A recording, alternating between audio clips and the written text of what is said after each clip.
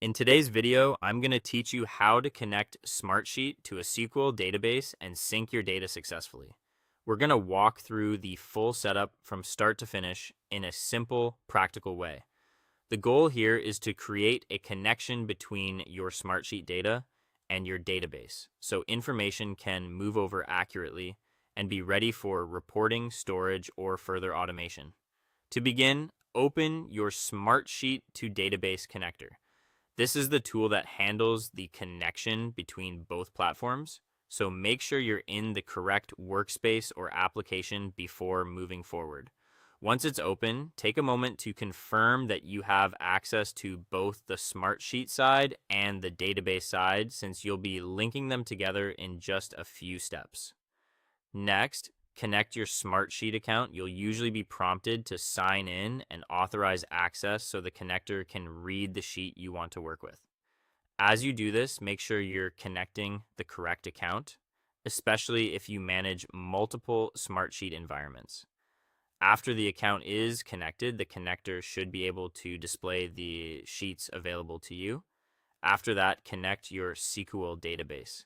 This step typically involves entering your database connection details in the connector so it can reach the correct server and database environment.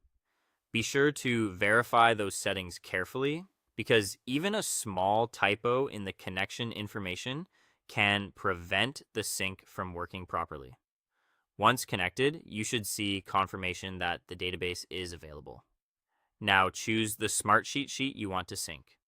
Select the specific sheet that contains the data you want to send into your SQL database. It's a good idea to quickly review the sheet first so you know the columns are named clearly and the data is organized the way you expect.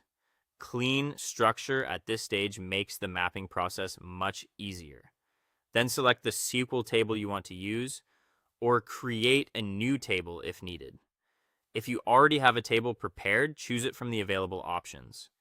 If not, create a new one that matches the type of data coming from Smartsheet. This helps ensure your records land in the right place and remain easy to manage later. Next, map your Smartsheet columns to the SQL database fields.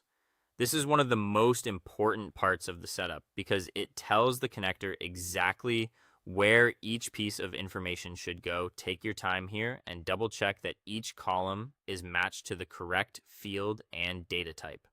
Finally, run the connection and check that the data appears correctly.